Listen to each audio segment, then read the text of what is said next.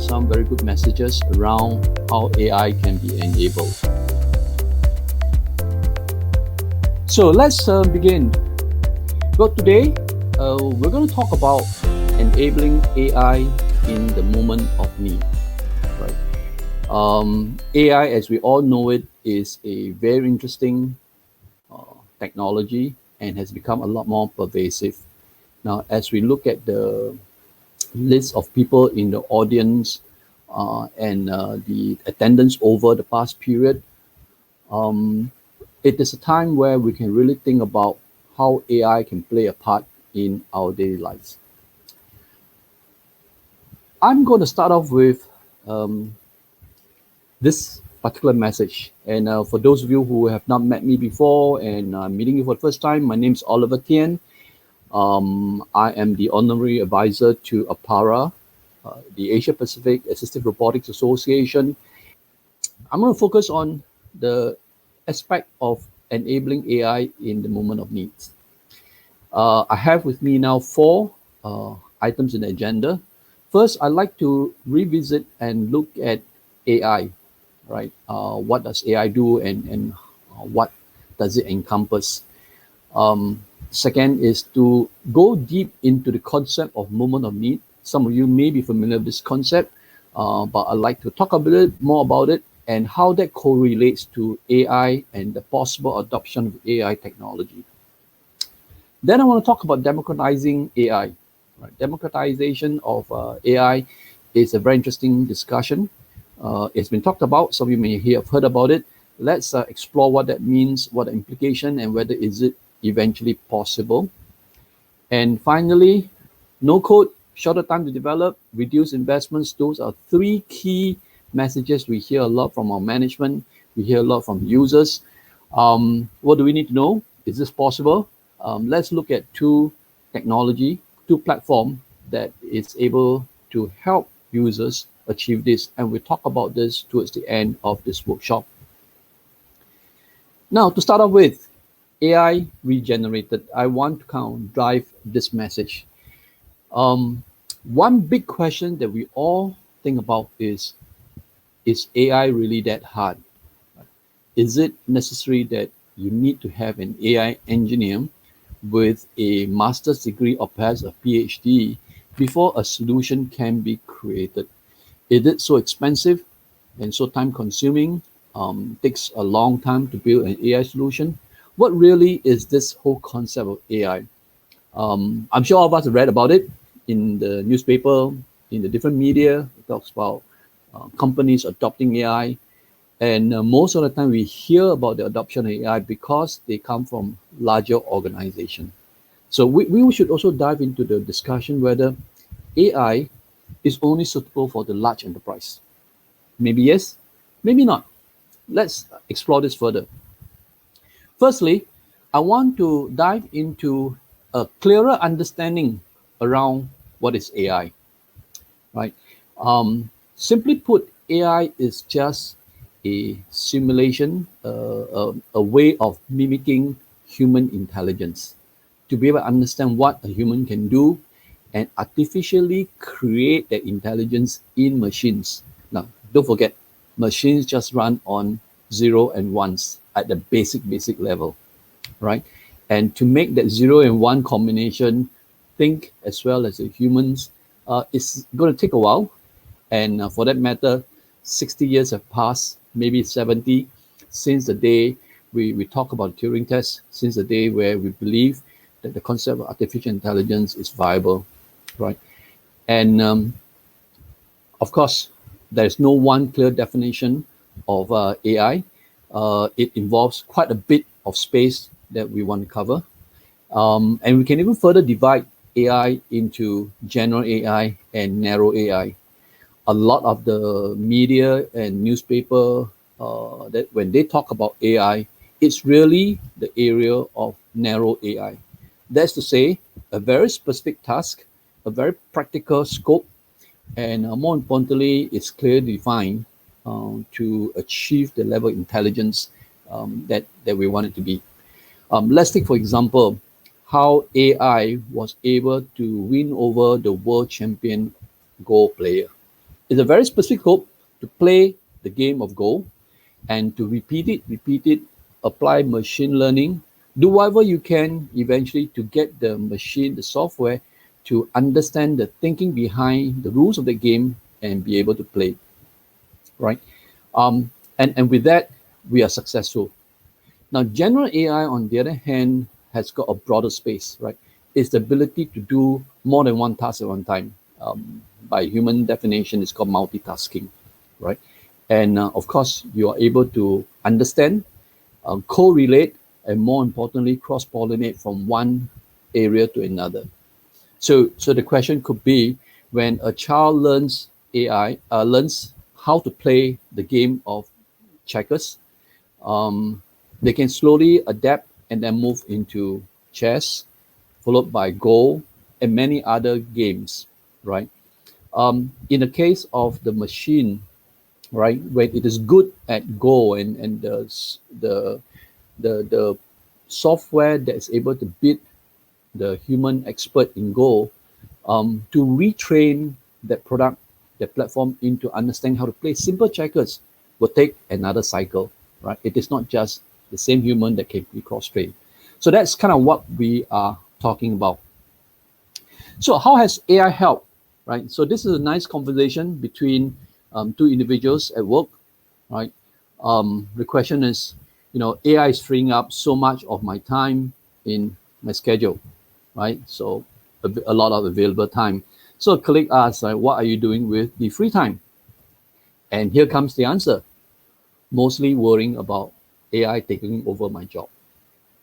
That's the kind of media we see, right? AI, automation, robotics, all those put together will displace the human in performing tasks. And that is the scare that we hear. Now, is this really true? Let's dive deeper into this. Let's understand what this translates into. So firstly, let's understand better what is the original intention of AI.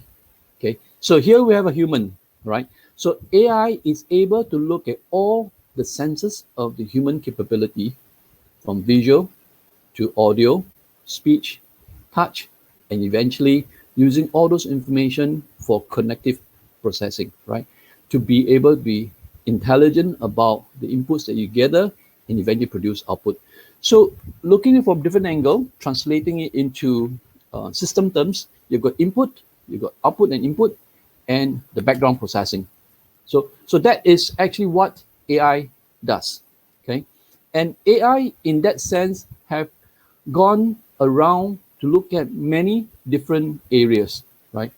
Of course, we hear a lot about big data, the ability to capture all this information, whether it's structured or unstructured, right? To learn and process and feedback into the system again, in the background to be able to do reasoning, and with all those three set of information to help solve problems, more importantly, complex problems, right? So AI has that history of being able to achieve that progress.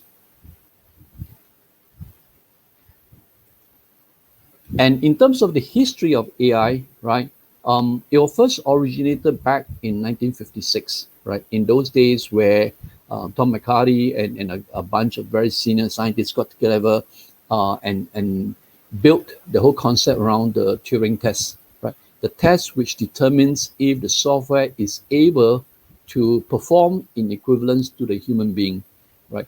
And over the last 6 decades, I would say, maybe 7 now, right? It has progressed, with the exception of the fact that AI went through 2 winters, right?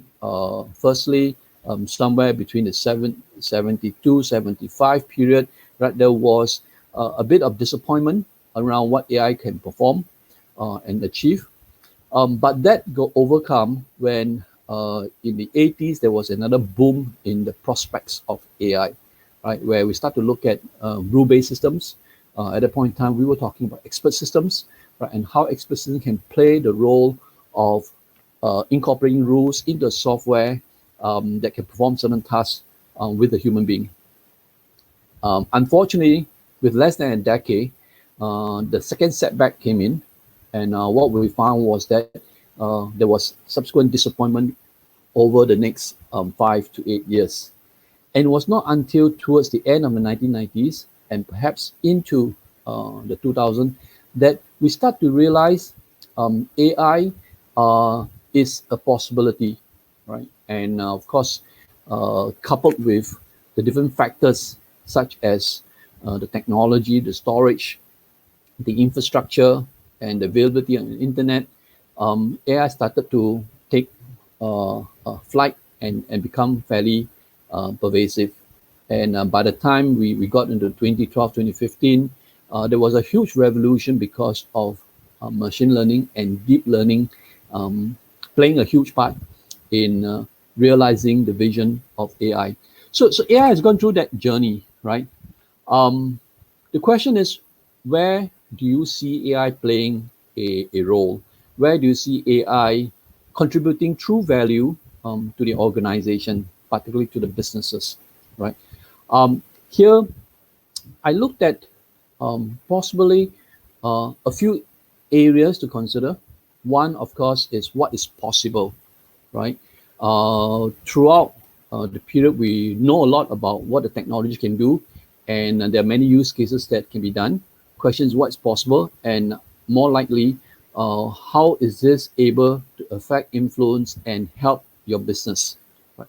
Secondly, is in the area of what is working and what's not. All right, what is the measure on ROI? The implications of deploying AI, and how do you measure the potential upside financially for the AI solutions? And thirdly, right, understanding the plan, the strategy, the intention, and the journey you want to adopt in applying AI, in extracting the value of AI into the business or organization. So all those three questions become very key, and they're very key because eventually it helps you to set the direction, set the strategy for the organization. Looking at the trend, and the trend will continue to shape the strategy, and of course the implications and applications of this technology and how it is going to influence or affect the company or the organization that you're with. So all those become very critical. Now there are advocates that promote the expected outcome of AI value. And this is one diagram that shows how AI can contribute at different levels, from the perception level all the way to situation awareness. Of course, that's a level we all want to reach eventually, because the deployment of AI solutions has the outcome to achieve a lot more. But in the very early stage, right, of AI deployment, we just want to know what's happening. In other words, you must be able to collect data and understand that activities are happening. And from that point, moving forward to being able to notify the human to take action, be able to make recommendations and suggestions of what to do, right? And if possible, get into a stage whereby the actions can be automated. And from 1 to 4, it is what we all hope to achieve very much today. And with the current tools, many of these tasks are possible. Now, moving forward from 4 onwards, then it comes to a bit more complicated. How do you predict what will happen next? How do you know, and how do you have enough data to look at past trends to create an anticipation of what we need to know? And this is where we talk a lot about predictive analysis. Now, once you're able to predict, of course, the next step is, can you avoid? Can you prevent things from happening, right? And with that level of intelligence, the goal is, can the system be autonomous enough to do the right thing at the right time to support the human being in the task and model? So having said all that, right, for 6 decades, 7 decades, we still cannot get to where we are. Recently, in March, I believe, a new paper was published by Professor Madeleine Mitchell, right? And she kind of put forward the message, will AI eventually exceed human performance? And that is a very interesting question, because if you look at a lot of the movies, right, the movies are advocating potentials like the Terminator, right, where machines now are able to achieve a level of intelligence and performance that exceed what humans can do. Now, how valid and how true is this? She proposed this paper. Why is AI harder than what we think? We've taken 7 decades, and yet we're not got to the level to realize the Terminator. So in her paper, she suggested some ideas, and I'd like to share those with you, right? First of all, the fallacy that narrow intelligence is a continuum to general intelligence, right? We talk about the narrow AI and the general AI, right? And the more you do narrow AI, the closer you get to general intelligence. If we really understand the concept of narrow AI and general AI, you know that this is probably not true, right? Narrow AI means you are good in a particular space and you may not be good in another space. The machine may be able to emulate what a human would do in a particular game of chess, but it cannot play soccer, right? And hence, narrow AI and general AI is not on the same plane. It's not on the same line. Hence, it will take multiple efforts, right? Multiple energy and investment to get into a general AI space. And general AI has got, in a sense, an unlimited scope of expectation. The second fallacy that she raised was easy things are easy and hard things are hard. Now, we all think that is the case, right? We tell our younger generation that it's easy to do the particular task we're talking about, and the hard task, is difficult to deal with, and that's a human perception. However, in the world of machines, right, easy things may be hard, and the hard things may be easy. And why is that so? Let's think about in another way. It's probably easy for the machine to do complex computation as long as you can represent it in the digital form, right? It is probably easy for the machine to collate a lot of complex numbers together as long as the data are clean and managed in the right way. But the simple task of scooping up rice from a plate and feeding it into the mouth is second nature to any human being. But to get the machine to emulate that is very, very difficult because it involves a lot of senses and involves a lot of intuitive behavior that the human has, but the machine may not be able to appreciate. So the world that we live in, easy things are easy and hard things are hard, is not the same in the machine world, because easy things by the human being can be difficult and complex for the machine, and hard things and complex formulas can be easily computed by the machine.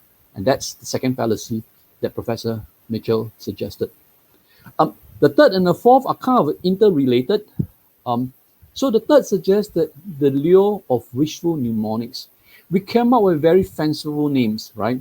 Natural language processing, right? Machine learning, deep learning. And we can go on and talk a lot about all the different mnemonics. And they are fanciful words, wishful words, nice to think about. But have we ever thought natural language processing, how complicated that particular subject can be? What is natural language? Is that English? Is that French? Is that Chinese, Korean? And in each of the language, right, the left wing processing, the right wing processing are very different in grammatical syntax, right? And the ability to translate from one language to another in terms of the full grammatical context is not as easy as what we think it would be, vis-a-vis the right translation word for word, right? In that sense, while we put together terms like what I mentioned, natural language and machine learning, behind the scene, the logic, the algorithm that runs is not as simple as what we think it to be, right? So we have a lot of wishful thinking, wishful kind of expectation that is not easy to perform. And going back to fallacy number 2, right? Easy tasks are easy, hard tasks are difficult, are hard. It's not the same in the machine world. And the fourth fallacy suggests that intelligence is all in the brain. We all think that's the case. We all think that the brain has got all the intelligence, all the rules that perform what we need to do, right? But in actual fact, it may not necessarily be the case. There is not possibly a central processing that can perform all the tasks when we talk about human intelligence? Well, there is discussion about the possibility of a second brain in a human body, and that's why we say, by gut feeling, this is what it should be. Or perhaps in the physics world, right? In physical exercise and training, we talk about muscle memory, the ability for parts of your body that over a series of repetition, it can perform a certain task that is considered intelligent because it has captured the rhythm and the process of that. And in this regard itself, there's a lot more discussion around edge AI, AI processing at the edge, vis-a-vis central intelligence. So that brings up to a whole discussion that AI is quite complex, right? Not easy what you think it is. And to make it worse, scientists in general tend to advocate or put forward ideas and allude to say that they are the same thing. So, or they are different components. So for example, when I read a newspaper article that says we have adopted AI and we've applied machine language and provide deep learning, we are using data science, it's very easy to throw those terms into a literature. If we peel the onion further, we ask, what exactly do you do with AI? What is the machine algorithm that you have adopted, machine learning algorithm you have adopted? And in terms of data science, what is involved? The writer of the article may not be able to explain. I have personally challenged a number of journalists who tells me that they are very excited with such a person who have applied AI and they cannot explain what really happens behind the scene. So then we start to wonder, right? Is artificial intelligence really accidental intelligence? It was an accident that AlphaGo was ever able to win the human Go expert.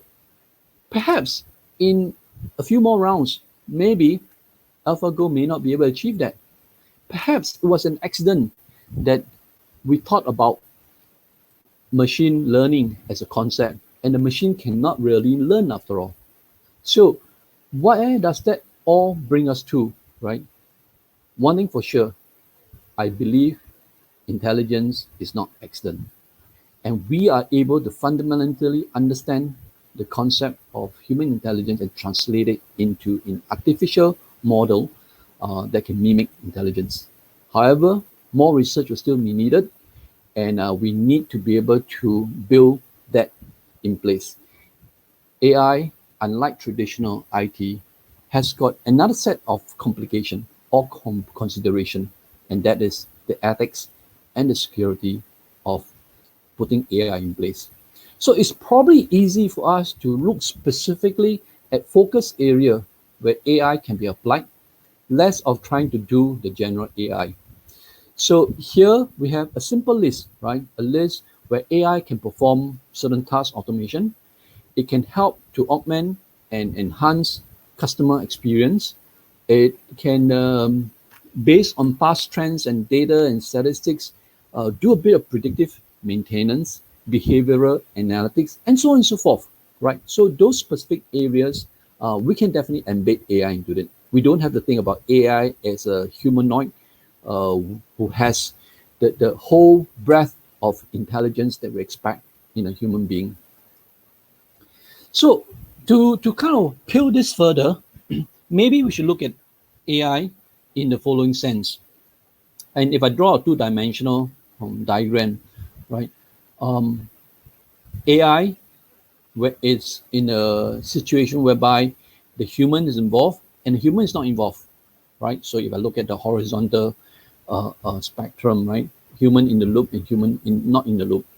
And then, of course, specific hardware that you want to design and build, and adaptive hardware where it's able to adjust accordingly depending on the feedback you get. So AI can then be broken up into assisted intelligence, automated intelligence, augmented intelligence, and autonomous intelligence, right? So in the space of autonomous intelligence, this is where the machine can adapt, can adjust itself, has got a degree of intelligence, and do not need human intervention, right? So autonomous vehicle, for example, is intended to move down that path where the vehicle can be fully automated, fully autonomous without human intervention, except for exceptions where the human need to intervene to avoid a serious situation. Right? So that's one wish that we want to create, uh, to build autonomous intelligence into a machine, into a device that's able to look at that aspect of intelligence. Of course, at the extreme end, we look at assisted intelligence. And assisted intelligence basically are perhaps a chip that has got a logic built into it, and its goal is to help the human perform better, right? It has certain fixed set of rules, certain fixed set of expectation and outcome, and it helps humans to perform the task faster and better, right? So that's assisted intelligence. In between, we have got automated intelligence where no humans are involved, but it has got a capability where the hardware can perform a lot more routine and non-routine tasks, manual, and some tasks may be cognitive in nature, and it's like an intelligent machine performing the task, right? Now, the interesting sector that I like to look at personally is what I call augmented intelligence, right?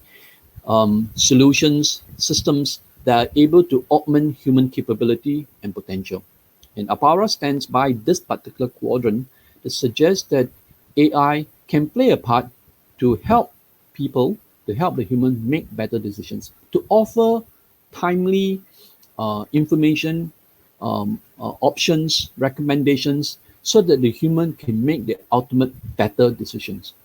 Automated intelligence, I beg your pardon, augmented intelligence is probably a very useful aspect of leveraging AI technology, so much so that we have and can be able to perform better, right? But this also means that you need to work closely and understand the technology in order to be able to leverage the technology to support what you're doing. So I guess we see a lot of assisted intelligence today, right? That's probably a common sight in many workplaces, right? Automated intelligence, yes, for specific tasks, specific goal, that can be done. We see that in probably automated email replies and a selection of items. What would assist us greatly in the near future is augmented intelligence, and how can we put that in place very quickly? I believe autonomous intelligence will still need a while for us to achieve full compliance in that area. If I look at the progress, I like the words that's being used in this chart, right? From being able to say that the system, the intelligence work on, number one, being able to repeat the process again and again and again. So native algorithms are used here because those native algorithms are proven, and all you need to do is repeat that process, and we know it achieves a certain degree of intelligence, right? The next step is where we get into what's called machine learning, the ability for machines to observe and then imitate to perform better. So it improves itself through the use of data and trend and the analytics that comes with it in order to improve on how the rules can be applied. Deep learning actually gets into the next stage, right, where the machine try to do a lot more. They try to cover and extend beyond what is in the past trend and use a bit of analytics to support them, to support the machine in the processing. Then we come into the next two phases, and that's kind of where we are today, right? The whole deep reinforcement learning, right? Machines committed to be able to learn and get better, and through reinforcement, right, achieve better outcome and result. We probably are not at the stage yet but definitely moving towards the stage of looking at AI solutions that can contribute and offer new ideas to the humans that humans may not have evaluated or perhaps was outside of what human was considering. So this is where we need to study the concept of distributed agents and what is slowly being termed as swarm intelligence, right? To look at the possibility of cross-pollinating intelligence to be able to make a more concerted intelligence. So that's kind of happening, right? Um, of course, I can expand further and look at the whole works of narrow and general AI and look at what computers are good at, what computers are not good at, and what humans are good at, right? So this whole separation gives that idea, right? And of course, it's highly complex in terms of trying to push the two together. The whole space and integration of biology and the understanding of the human bodily functions, right, can contribute to a larger space of intelligence, which we may not know of today, or most part of it may be still in the research stage, right? So what we have prominent is the whole works of narrow or weak AI, right? And of course, we hope to over time move towards general strong AI. Having talked about that and having looked at the audience broadly, we know that AI has been applied in many areas, right? And we probably have heard about this already, right? And we talk about from a technical perspective, the narrow and the general AI that can be possibly be explored. And most of the time now we're focused on the narrow AI. Now, from a different dimension, right? We can look at the types of AI from one that has got no memory and purely responds based on stimuli, right? And this is like muscle memory, right? And to a sector where there is some limited memory that can be used to learn and improve how you respond. Now, the advanced level is where we study and understand the whole theory of the mind, how the mind works, and to incorporate the whole concept and logic of the theory of mind into the intelligent entities, into the objects that has encapsulated AI. Of course, at the final goal, is to be self-aware, to achieve human-like intelligence, right? So that's kind of another spectrum to look at the area of AI.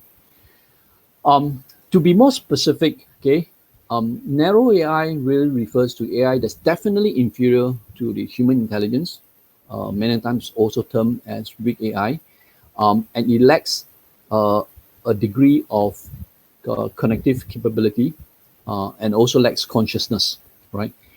So examples of narrow AI would be IBM Watson, AlphaGo, Google Assistants. Even for those of us who drive, the Waze application is a form of narrow AI, and it can only solve problems that they are familiar with, right? And the rules have to be built in, while there can be some machine learning built into the application. That's going to be very limited because once it goes beyond the scope, beyond the parameters of the understanding, it's not going to work. And on the other hand, general AI is definitely a lot stronger in capability in terms of how it can do it. It is flexible, and that's most important. It will be closer to reality, yet at this point in time, it probably are not close to reality. And some of the things that we can do as human beings, right? General AI should be able to achieve, but not narrow AI. So, for example, there are occasions whereby we have this light bulb that goes up, right, and suggests that, this happened before. It is in a different scenario. It is in a different situation and time. But if we apply the analogy across, maybe that concept, that solution may be applicable in the current problem-solving arena, right? So that is a skill that we probably have, and we can take unfamiliar problems to our current scope and apply it. The cross-pollination of intelligence becomes a key here in terms of generative AI. Right? And that's what we are seeing. So we're slowly moving from one point to another. And the question is, how do we grow from narrow AI to general AI? Is it possible in the first place to grow from narrow AI to general AI? If I look at the whole progression of AI, right, and the different stages, right, today and in the not too far distant past, right, artificial narrow intelligence has been able to help us in a number of ways.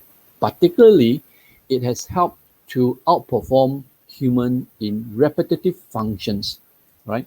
And we see that in perhaps driving, which is a very repetitive function if you follow the rules. Medical diagnostic, if you follow certain principles and observation and diagnostic, we should be able to get to some conclusion. Financial advice, right?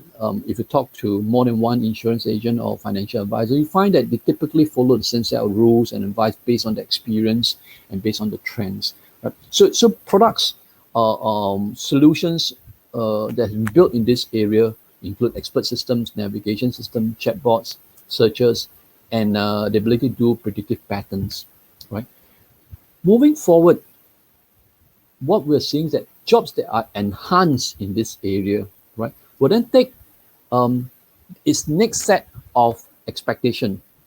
OECD came out with this report that suggests that in the next 20 years, by 2040 perhaps, artificial general intelligence is expected to come closer to play and be able to perform broad tasks and reason and perhaps even improve capabilities comparable to the human, coming close to humans in terms of competing with us for a particular task. So a lot of those drawings that we see where you go for a job interview and next to you could be a robot applying for a job, intelligent robot, of course, right? That could come possibly true in the next 20 years, right? And that's not very far away. I mean, think of the fact that how we've progressed from the year 2000 when we had dot-com boom, right? The dot-com bust, sorry, and how the internet was really catching up, where emails was at a very low pace, where some of us were still using pages to transmit messages, to a time whereby your smartphone can do a lot more, right? If you compare these 2 decades, right, and the achievement of technology from paging messages with text to a point in time where we can do a lot more with a smartphone, and assuming that this curve is exponential, in the next 20 years, what do you think will happen, right? There's a lot more algorithmic intelligence that can be embedded into the hardware that can allow us to do a lot more. So some suggestions could well be logical thinking, right? The ability of the systems to be able to compute and achieve a thinking that is beyond what it is able to do today. It's able to deal with uncertainty. Planning will become a lot more effective. And maybe by then, natural language, the ability to understand different languages, to master how languages, both spoken and textual, can be interpreted and communicated, and technology will then be able to solve problems, right? Given the parameters, it's able to dissect it out and solve problems. Now, it is at this point, in about 2 decades' time, that possibly jobs can be at risk, right? Today, many a time, jobs can be enhanced. The only time our jobs are at risk is where the human do not want to advance themselves further. They do not want to upskill. They are waiting for technology to overtake them, and they are not trying to understand technology enough to be able to leverage the technology. So that group has been threatened, but with the current digital natives, right, the younger generation will be a lot more capable of dealing with it. But in 20 years' time, The belief is that jobs could be at risk, except for jobs that are a lot more that require more physical activities, human facing. There will be certainly tremendous risk. And after that period, 2050 and beyond, right, the possibility of artificial superintelligence steps in. Superintelligence basically refers to the fact that with greater processing power, with a higher ability to interpret algorithms, right, it is possible that the artificial intelligence, could outperform human capability, and that's where we could run into a risk for the human race. Now, that of course is a fast-fetched thought at this point in time. But if we were to do a review in 20 years' time, 2040, perhaps we will have a clearer picture how close are we to artificial superintelligence. But for today, let's focus and let's skip to where we are, right?